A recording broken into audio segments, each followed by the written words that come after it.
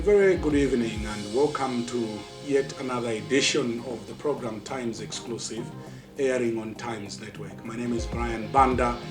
Glad you could join us tonight. In this edition of the program, I'll be talking to the Director General of the Planning Commission, Dr.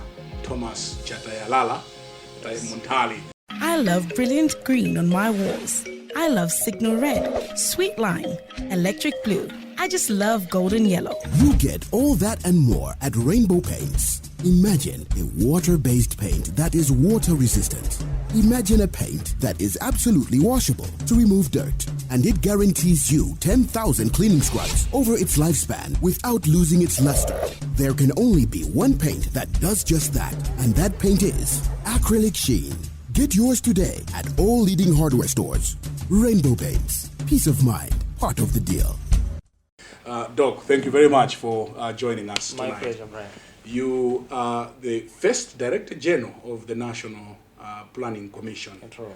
Congratulations for this achievement. Thank you so much. What is the National Planning Commission? Good question. So basically the National Planning Commission is a public entity, independent public entity, established through an Act of Parliament in 2017. So by that virtue, essentially, it is independent in the sense that it reports to the President directly, as well as to Parliament. And it has basically two key mandates. The first one is to coordinate crafting of the long and medium-term development plans of this country. And the second one, which is more exciting for us, Brian, is coordinating the implementation of those plans, because I think the architects of the Act realized that I think Malawi seems to have been planning quite a lot, but they lacked an institution that could coordinate the implementation. So I think this is another important mandate that we've been given. We have been planning, yes, as a country. What has gone wrong? So I think it's a number of things. One of the key elements is, as I earlier indicated, that lack of coordination. You find that the plans seem not to be talking to each other sometimes. You have various sectors having plans that sometimes don't talk to the long-term agenda. So that is one aspect. And I think linked to that, which is another critical component, is the really lack of implementation capacities. We have a lot of plans, but oftentimes the implementation mechanisms have let us down, because I suppose that one of the key issues has been that we perhaps haven't been thinking through in terms of, if we have this plan in place, are we really realistic about the capacities for us to be able to implement, both in terms of financial, human, and institutional? So that has lagged behind. But I think another important element, Brian, is the issue of accountability. I think there hasn't been really holding each other accountable. So you have plans, policies put in place, and those that have been tasked to do that can go willy-nilly without being taken to task to say what is it that has not happened, to make sure things are moving. So that also has contributed. When we talk about the Planning Commission, what comes to the mind of our viewers, and indeed my mind, is the year 1998, to be precise, on 31st March, when the then President Bagiri Muhoozi launched the Vision 2020. I hear Rwanda came here, studied the Vision 2020, ran with it. They have made huge strides. What went wrong? That's why I keep on asking that question. What went wrong? That our friends have run with almost a similar vision made strides, yes. And made strides, and here we are still struggling as a country. Yes. By the way, I think that we need to also be mindful when we're saying, because oftentimes I hear people that Vision 2020 has completely failed. I don't think that's completely correct. There are aspects of Vision 2020 that have worked. And I believe that as a country, we need to recognize those and therefore build on those. That is one reason, Brian, that as a planning commission, as you know, that the Vision 2020 is coming to an end next year. Well, the vision doesn't come to an end, but the time frame that we had put for ourselves is 2020. We have said before we craft the new vision, we need to learn about what worked, what did not work, and why. Because I'm sure that over the years, we've managed to achieve certain things, like child mortality rates have really gone down over the years. Life expectancy has gone up. Literacy levels have gone up. If you're looking at environment and HIV and AIDS issues, we've really done well as a country. So there are certain elements that we have done, but I think if you're looking at the overall vision, because in there were a number of facets, aspirations, vibrant social, cultural issues, technologically driven economy, middle income, certain aspects we haven't reached. Now, why am I trying to say this? Is that sometimes as Malawians, we have a huge affinity for negative thinking. We think that, all is, we haven't done well as a country. I think there are certain aspects that have really worked. Now, coming to the question of Rwanda, the issue there is that our colleagues, coming back to the point that I mentioned, have had to make sure that they put in place implementation mechanisms. So when they are saying we want to have a vibrant system, if you go to Rwanda today, their education system, their schools, well-staffed. You look at the learning materials, well equipped. Matter of fact, in Rwanda, the private, if you have got a child now, people are taking children from private schools to public schools because public schools are far much better. And this actually takes us back to the time of the Kamuzubanda era, where you had public schools. If you got chosen to go to public school, you were the cream of the nation. Actually, if you are going to private school, like Prez in those days, people were like, okay, because he couldn't find space in a public school. That's why he had to go there. So I think the issue here is putting out implementation mechanisms that would make that plan. If you're saying you want to have a vibrant education system, do you have what it takes to reach there as an aspiration? Linked to that is accountability. In Rwanda, what President Kagame has done is to make sure that if he's going to put you in position, you're going to sign a contract for it. And you're going to report on it to say, how are you doing? If we agree 3 years, this is what we have agreed to deliver. Down the line, you're not able, you just excuse yourself. As simple as that. Okay. Here, oftentimes, and we're not talking about just this government, but the successive governments.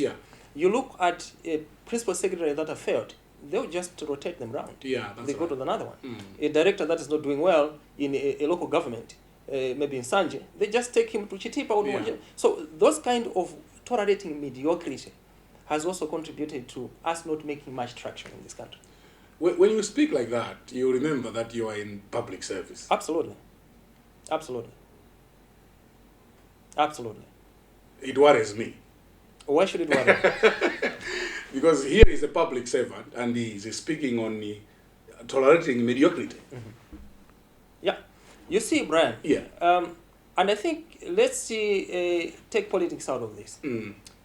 We are not talking here about the sitting government. I understand. We're talking here about successive governments. All the governments that have come, this has been happening. Actually, we should give credit to the present government in the sense that they introduced public sector reforms.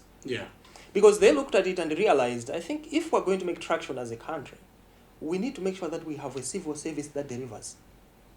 And we've talked for a long time, for example, that our economy is going to be driven by the private sector. But private sector, I take a different view that the private sector is not actually the engine of growth. The engine of growth is the public sector.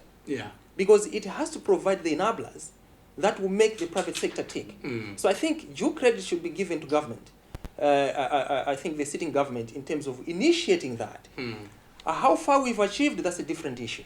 And I think we can do better, we can do more, but I think there's a lot of traction. Matter of fact, even the National Planning Commission itself was part of the public sector reforms, which the current government initiated. Fortunately for this country, I think even those that were in the legislature at that time realized that this is an important institution that we needed to have. And therefore they gave it its full support and passed that act because they realized one of the issues. Doc, we could have done better. Right. And do you agree with me? Absolutely. We could have done better. Absolutely. actually picking on that, Brian, Yes. I always say that this country will always develop, whether one likes it or not. But what is means the pace? Good point. Yeah. So we're on the same page. Okay. Actually, I was going there. Yeah. Oh, you're going there. I was going there. Okay. Okay. Yeah. So I'm saying, look, we are developing, but the pace is worrisome. So we need to then begin to reflect why. Why is that pace worrisome? Why is it? Why are we at that pace when our colleagues around the region are getting better than us? When we've got no different in terms of endowments, resource endowments and all that. The vision, the mission statement for the vision 2020. Yes. By the year 2020, Malawi as a God-fearing nation will be secure, democratically mature, environmentally sustainable, self-reliant, with equal opportunities All right. for and active participation by all. That's right. Having social services, vibrant cultural and religious values, and being a technologically driven middle-income economy. Yes, yes. Which one can we point from that statement? We're a religious country. I don't hear the pastor. So you see, at least religious-wise, almost every... By the way, in government now, every time you start a meeting, you start with a word of prayer. Is that an achievement?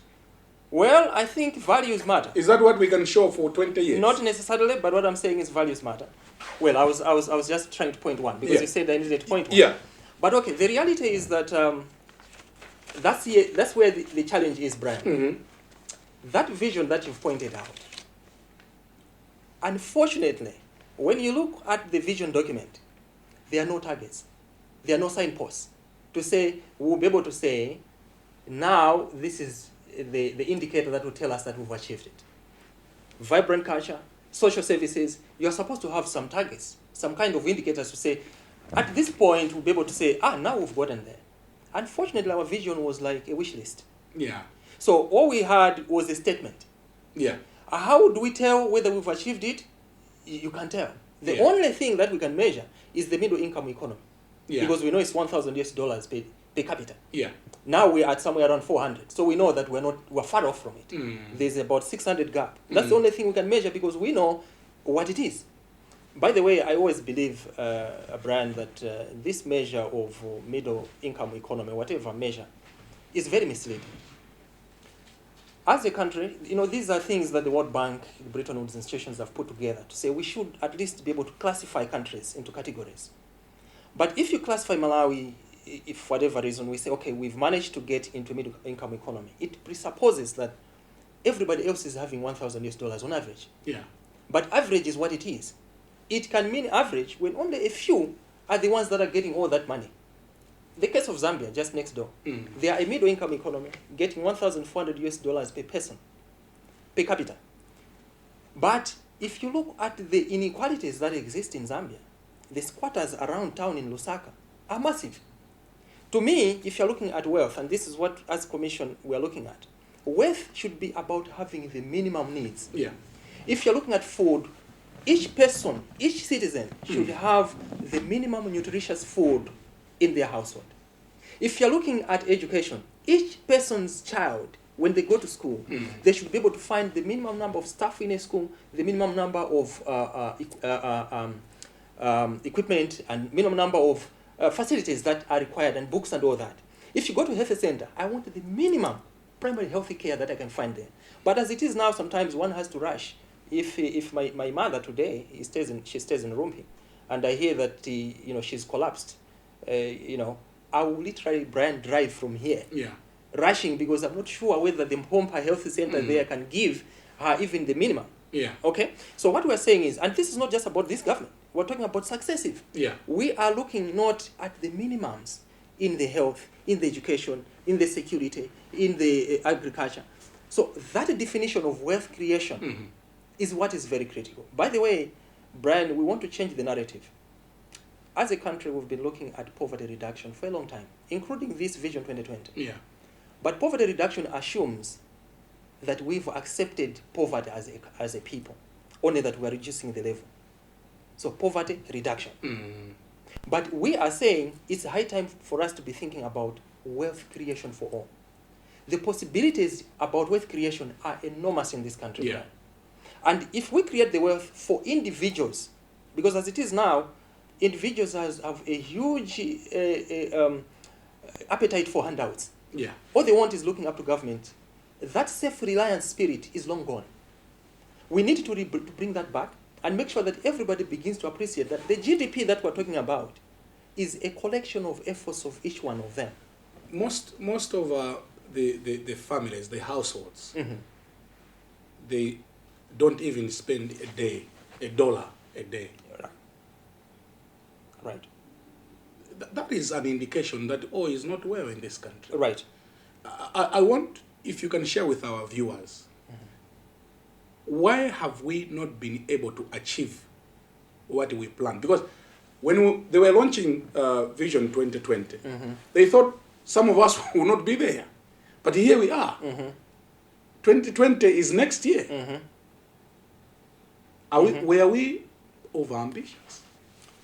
Well, I wouldn't say we are overambitious. It's important to have a vision, and a vision is supposed to be ambitious, actually. You want to be ambitious, this is where I want to be. But what is key is what are the strategies you're putting in place for you to get there? And when you put those strategies in place, are you implementing those strategies? So we have had, because how this was supposed to work was this. You have the Vision 2020, then you have to break it down into 5-year periods. Each 5-year period had what we called the medium-term development plans. We had the poverty reduction strategy, then we had the Malawi growth development strategies. Now we're in the third version of the Malawi growth development strategy, 5-year spans. Yeah. But sometimes you ask yourself, in this Malawi growth and development strategy, how is it talking to the vision? For example, now, we have MGDS 3 that is looking at a productive, competitive, and a resilient economy. That's the theme. Yeah. Which of these aspects is talking to any of those aspirations of the Vision 2020? Can you link the productive to say, okay, this productive, we are linking it to this aspect in this aspiration? It becomes very hard. You have to do it through inference. Maybe it's here. Maybe it's there. And worse still, oftentimes, and this is not just happening now, since times, you find that these poverty reduction strategy papers, the MGDS, a lot more times, what we are spending in the national budget, because national budget is what operationalizes this. Yeah. You find that it's not really talking directly to what is in the MGDS itself, in the priorities, and by extension, therefore not even meeting the vision that we've set ourselves. So it's more or less like you've agreed, with your wife that you want to build townhouses, and then you decide to go to UK for whatever reason, and then your wife says, I've built kitchens at the plot where you're supposed to build townhouses. Yeah. Then you're saying, but why? He says, a kitchen is better for me, I've been struggling to cook and stuff like that. But we agreed to build townhouses. But you see, the challenge is you didn't know why you have to build townhouses. Matter of fact, you didn't have an end goal. Because if you perhaps had all agreed to know that townhouses will help us to have sustainable income so that even our children can have school fees sustainably, maybe your wife would not have built the kitchen. Yeah. So sometimes as a country, we have a goal, but maybe the consensus is not about what exactly are we trying to achieve with this goal. Because if you look at that vision that we have, it's everything, unfortunately. Governance, this and that and that. Now what we're saying is, if we're looking at the next vision, as a commission we're saying, let's choose one thing that talks to it. And for us, what we think is central is how do we create wealth to be self-reliant? Is it about leadership then? Well, I wouldn't say squarely leadership. Leadership, yes, is important. Yeah. But that brings me to a point, and I'm happy you're raising that point. Yeah. Leadership is very critical, no doubt about that. I've not seen any country where they've made a lot of traction without the leadership that does the push. But this is about every individual. It's about a mindset. We, as I mentioned earlier on, we have this thinking that it's our leaders that will do things for us. That's a mindset issue, which we need to address. Just as in poverty reduction? Just as in poverty reduction. Oh, okay. And I'll tell you why. If, let's assume, I'm making an assumption here, that we think that the current leadership is not good. Let's assume. And then you want to replace it with another leadership. and then you bring in a new leadership, and you realize that this leadership is actually worse than the previous one. And then you say, look, I think we need to take it out. Then you put another third leadership, and you realize actually they are the same. What are you going to do? Are you, at this type of leadership, you are having it for the next 20, 30 years? Are you going to sit back and wait and say, okay, let's wait until we get the right leadership that can help us take there? I don't think so. Time will not be on you. It will not be waiting for you. As citizens, you've got to begin to say, what can we do with or without leadership? And one of the key things is about identifying things that are working. As I said earlier on, there are things that are working in this country. If as citizens we say, you know what, in education, in health, in tourism, whatever it is, can we go do even 5-minute documentaries? And you guys should be helping us to do that in the media. 5-minute documentaries of things that are working in those sectors. We show them to our cabinet and president. We show them to our members of parliament. We show them to our development partners, our civil society leaders, and our citizens out there to say, look, in education, if we want to make traction in this country, these are the things that are working that we need to put more effort together. Yeah. The development partners will come on board. But certainly, Doctor, you cannot run away from leadership. What Rwanda has been able to achieve, they have achieved it with leadership. Okay. Tanzania is making huge strides. It's because of leadership. Listen, Brian. Yes. I'm not, from the word go, I'm not disagreeing with that point. Yeah. But I'm saying, let's assume that you're not getting the type of leadership that you would get in Rwanda. You are not getting the leadership that you get in Tanzania. Are you going to wait until you get that leadership? No. As a people, we've got to begin to say, what is it that us as citizens can do? I can assure you, Brian, that if we can begin to identify those things and we all rally around and say, you know what, Parliament, if you're making a push to the Minister of Finance, please push for these things. Leaders will also want to come on board. Because leaders also want to take credit. Yeah. So once they see things are working, trust you me, they will also want to join the bandwagon. So it's like the other way around. You were supposed to be led. Now you're pushing the leaders to follow you because good things are happening. And everybody else wants to be associated with good things. So to me, each one of us should begin to ask, what is it that we can do? And I think this is about innovative thinking now. With or without leadership, we are also leaders. We've got to do something to accelerate development in this country. Dr. Munthali, we have to take a short break. Okay. When we come back from the break, what next now? Thank you. 2020 vision is coming to an end. You said it doesn't come to an end, but the lifespan is coming to an end. That's right. in 2 months' time. Right.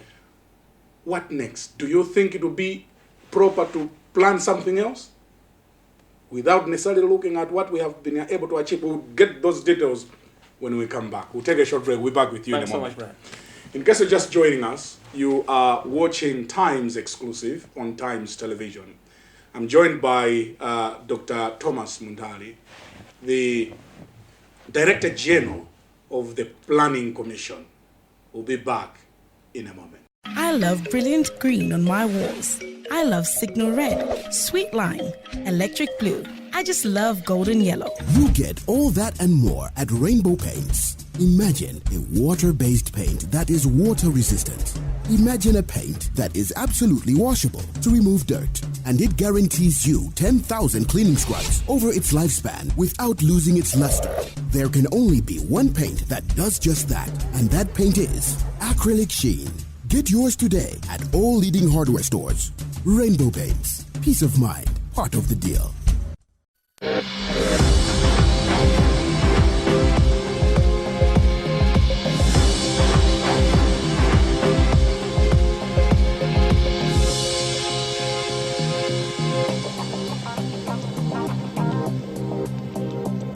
You're watching Times Exclusive on Times Television. I'm joined by Dr. Thomas Munthali, the Director General of the National Planning Commission. Welcome back to the other half of the program. Thank you, Brian. So, Vision 2020, we are here. The big question is, what next, Doctor? Good question. So, first, as I said earlier on, we are looking at Vision 2020 in terms of reviewing it. Because we want to learn what worked, what did not work, and why. Matter of fact, it's unfortunate though, under Vision 2020, Brian, you won't believe it, this is the first time we're reviewing it. So 20 years span, we've never had time across that time period to say, how are we doing? We never sat down as a country? Never. So this, when the National Planning Commission came, this is the first time we're saying, look, wait a minute, we can't craft a new successor. We have to first learn what worked. So in 20 years, we're going to want to generate lessons. Now, once we're able to generate those lessons, we then want to craft the successor to it. In the consultations that we've had so far, because I should emphasize that the National Planning Commission will not be sitting down to craft the development plans. It will be coordinating the crafting. What is key for us is we're acting as a think tank where we are putting forward evidence to say, if we want to go this way as a country, I think it may not work because evidence on the ground does not tell us that that's the way to go. But perhaps for us, if this is what we want to achieve, this is the way we have to go. So essentially what we're doing is to coordinate based on strong evidence of where should we be going as a country. Now, in the few consultations that we've had and the evidence that we've gathered, it's coming out clear that the successor vision should really focus on self-reliance and wealth creation. And this is the reason. When you are looking at a country like ours, you look at the needs, education needs, health needs, and all that. We do not have even a third of the resources to fund that. Yeah. And so what do? We rely a lot on the donors.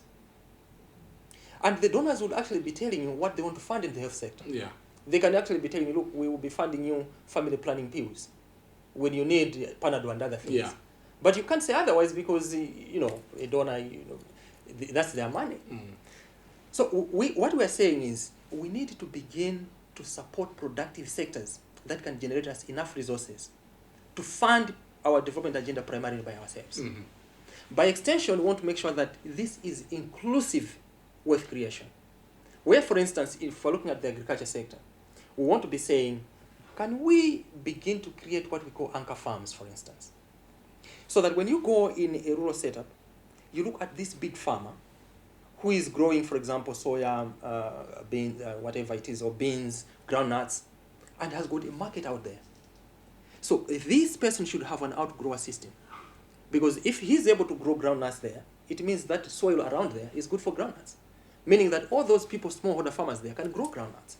But not at the quality that this anchor farm can grow. Yeah.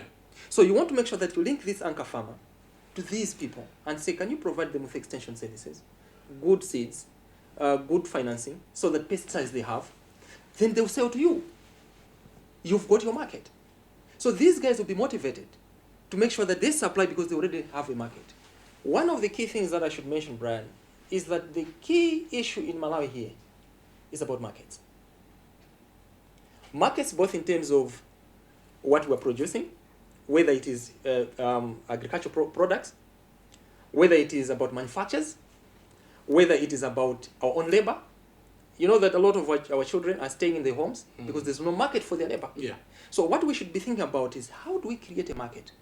In that rural setup, once you are creating these kind of anchor farms, and then you have these people supplying, you are promoting what we're calling farming by choice, not by default. Because as it is now, a lot of our people are farming because that's the only piece of asset they have. Their grandparents, their grandfathers gave them that one. Actually, with growth in population, it's even being demarcated into smaller plots. But that's all they have. So we're saying, can we then begin to create secondary cities? We've got a team on the ground already that doing mapping. This team is helping us to come up with how we can optimize land use across the country. The idea is that there are some places that are good for arable land, there are others that are tourist hubs, others that have got minerals that we can mine, and so on. So we're saying, if we identify that, we want to create secondary cities where there are main industrial hubs there. So those that cannot farm, their labor is then pushed to these other productive sectors in those setups. So basically the point, Brian, coming back to your question, is that the next point now is for us to be able to craft a vision and its supporting strategy. So we are going to have another vision. Another vision. But maybe vision is not the right word. Uh-huh. Because this time, and as I keep on saying, the vision that we have is not bad. But it should in there have defined this vision to achieve what? Yeah. So if we're able to say, for us to be a self-reliant, with creating country, we will do the following. So what we'll do is that to have that vision plus a supporting strategy that will get us there. So from there, I want to craft a very long-term plan. We are planning, and that's what we're proposing as a commission, what we're calling National Transformation 2063. So that it does two things. One, it links to Agenda 2063, whose three aspirations are also important for us, of prosperous nation, a peaceful nation, and also a nation that is resilient. Now, if you're looking at those three elements, prosperous, I meant prosperous, united, and peaceful. Malawi, that applies to us as well. Yeah. Secondly, by 2063, we got independence in 1963, we would have clocked 100 years. So we're saying after 100 years, what happens? By that, it's also important because we are planning, Brian, for our children, future generations. Yeah. The problem we have now is that everybody's saying, what is in it for me? In almost every deal now, Yeah. plan, or even you meet some of these officials when you are trying to bring some investments, they will ask, so what is in it for me? We want to take that mindset out. Can we plan long-term for the good of our children? So we are reviewing 2020 Yes, this year. This year. Who is reviewing it? Okay, so we've got a team of consultants that are comprising a Zambian, a professor from Zambia, and two professors from Malawi, from University of Yeah, Malawi. but why should a lead reviewer be a foreigner? Good. One of the key things that we wanted to do was to make sure that we have to learn from the regional context, because we are not starting to craft the vision yet. Okay. What we are doing now is to learn about what worked, what did not work.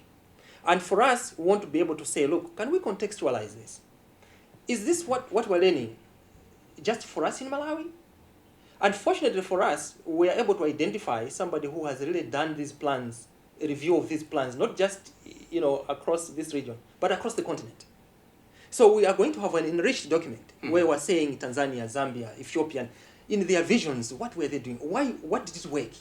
Why did we fail, if at all we failed in some areas?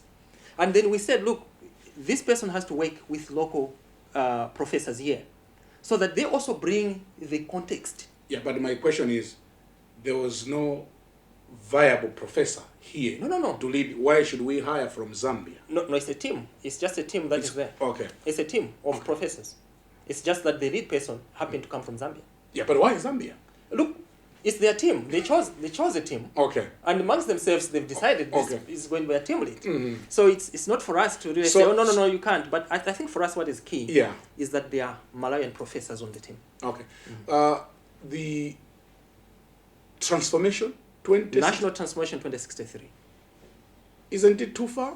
2063? Because my thoughts is that with Vision, the Vision 2020, Yes. it was a little bit longer, Yes. and sometimes we forgot about it. Yes. Why can't we do like 5-year plans, Right. 10-year plans? Right. Good question. By having Vision 2063, the Yeah. National Transformation 2063, it doesn't mean that we'll have the medium-term plans. So in between, we're going to have medium-term plans. The idea is we wanted to break that into 10-year cycles and then down to 5-year cycles. The issue is that the 5-year, Brian, is meant to look at what quick wins can we do for us to be a wealthy and self-reliant country. It's laying foundations, putting steps, so that we have a target 2063. You and me, Brian, may not be there, but we're doing it for the sake of our children and theirs. Yeah. But what we have to be doing today is, are we putting the right frameworks, the right foundations for us to get there? And we'll be reviewing on a regular basis. By the way, we've got what we call a core advisory panel that is going to support the envisioning process. And out of that, we've created a core advisory panel of youth only. Yeah, because that was my next question to say, are we thinking about the youth? And they're meeting next week. The whole idea is that the youth And we actually had to make sure that this has to be put together by the National Youth Council coordinating. To say, can you get some of what you think in your very inclusive, brilliant young men and women, young girls and boys. And they've put that team together, they've shared with us. What this will mean is that we want to ask, what is the kind of future you want in 2063? So that whether we're there or not, you'd be saying, I think you helped us to get there, thank you.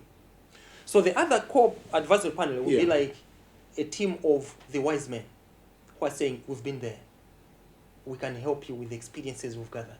You know, Doc, even with Vision 2020, we have, as a country, wasted a lot of money. Someone commenting to say, this country is rich. Very. It's very rich. Very. MRI is collecting a lot of money, and the country is making a lot of money. We have wasted a lot of money through corruption. As you plan for 2063, are you aware of this cancer called corruption that is stealing our future? True. I mean, this, if somebody is going to deny it, then they're just burying their head in the sand. And I think this is not about the sitting government. This has been a cancer since times. And more especially in I think in the multi-party era.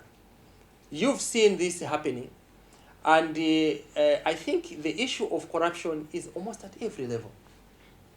You look at the private sector itself, you look at the civil society, you look, for civil society, I've worked when I used to be a consultant.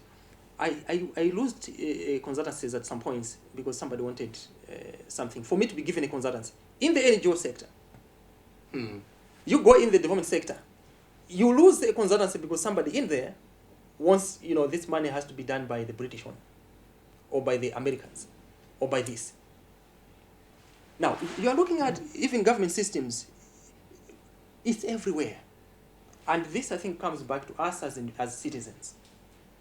Everybody has got a role. Oftentimes, as I said earlier on, we keep on pointing at leaders. Oh, it's the leaders that have to, it's the leaders that have to. But what are we doing ourselves? Because we are the ones that are also fueling that corruption. Almost everybody is involved in order in that corrupt business. So I think we need to step back and think innovatively as a people. What is it that we can do to make sure that we curtail this malpractice? I know there has to be some, to me, one of the key elements is huge accountability mechanisms. And I think the authorities, while they are making efforts at that, this is one area that they really need to clamp a lot on, accountability mechanisms.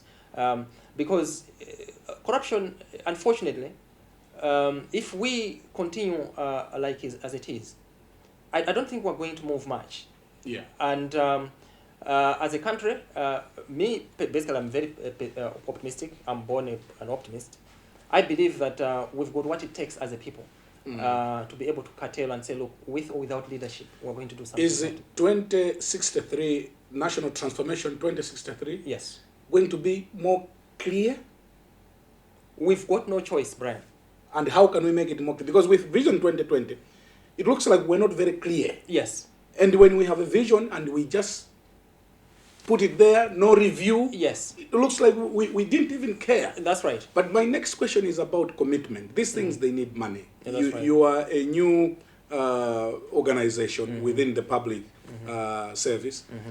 What about the political will and the financial will? Right. Do you see yourself being supported? Good question.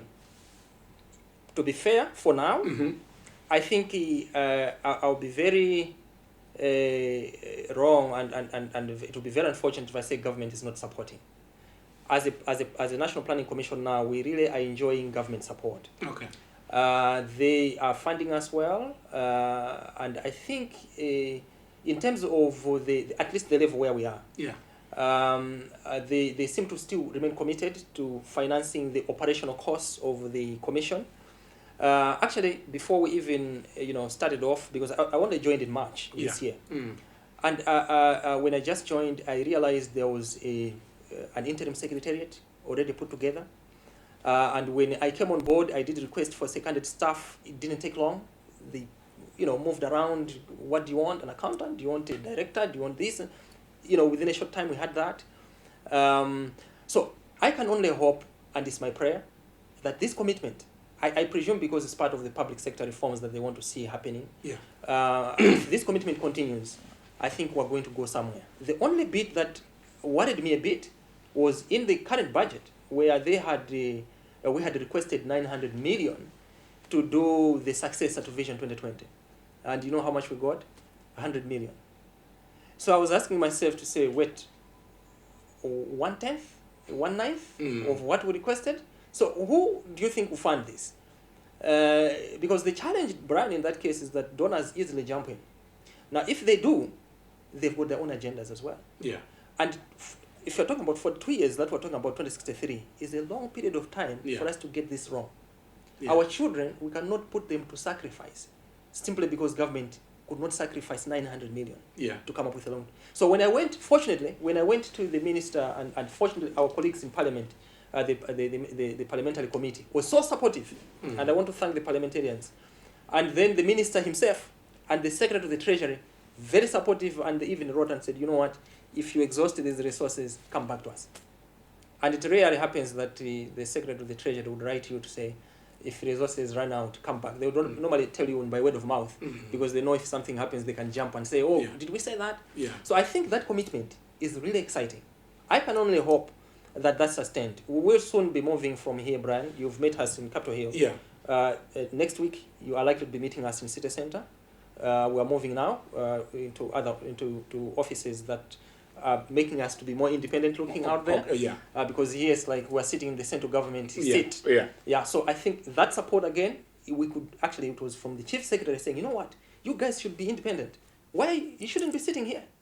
So I think that to me is showing a very good political will. Yeah. As I'm saying, we only hope that this is sustained. Lastly, our priorities right as a country.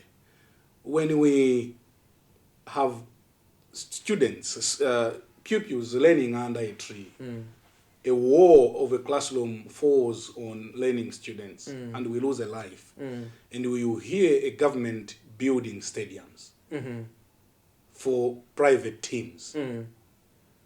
That worries me. Why does it worry you?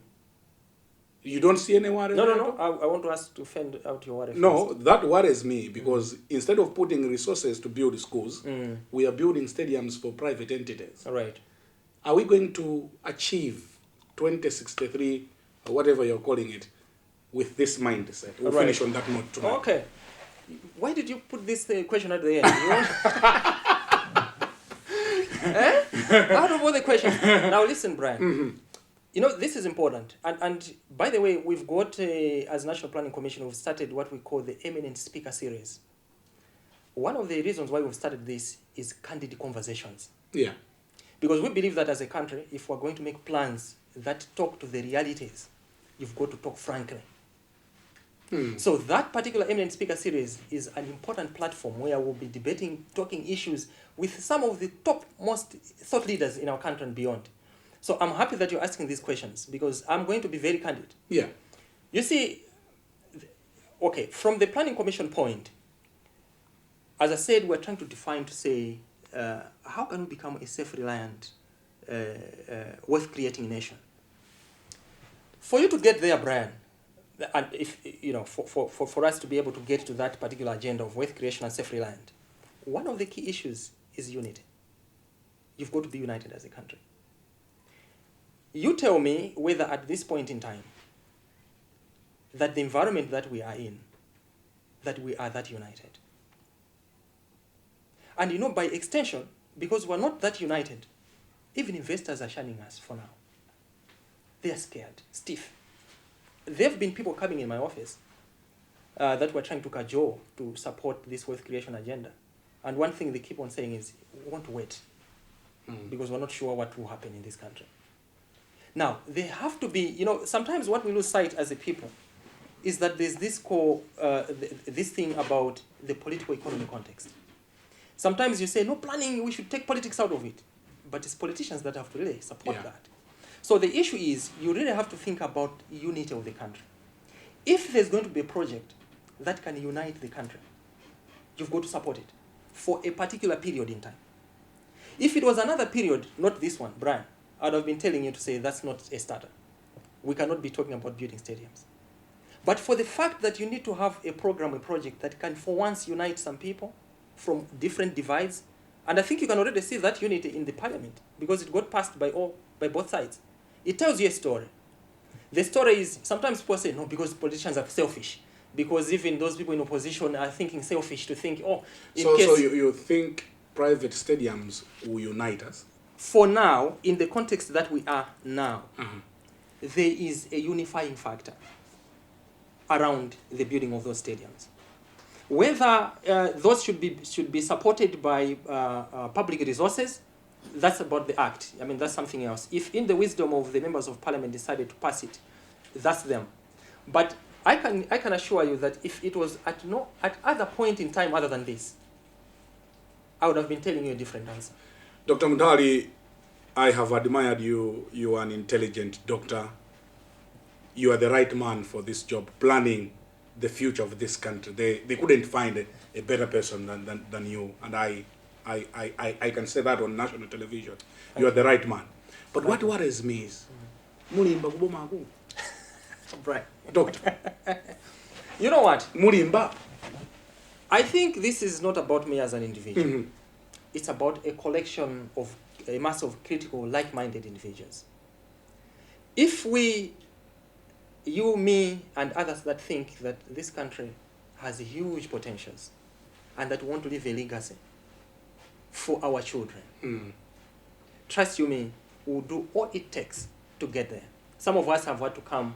I can assure you, I had a good job where I was coming from. But I had to sacrifice because I love my country. I do hope that the environment will be conducive enough. And I only hope that as it has started now, that environment will continue to be as it is. So let's work together. It's not about me, it's about all of us, putting in the same direction. Dr. Thomas Munthali, thank you very much for joining us It's a tonight. pleasure, Brian. Thanks. Well, on that note, we conclude this exciting discussion of Times Exclusive. I was joined by Dr. Thomas Munthali, the Director General for the National Planning Commission. My name is Brian Banda. From all of us here at the administrative capital, Lilongwe, thank you very much for joining us, and goodbye.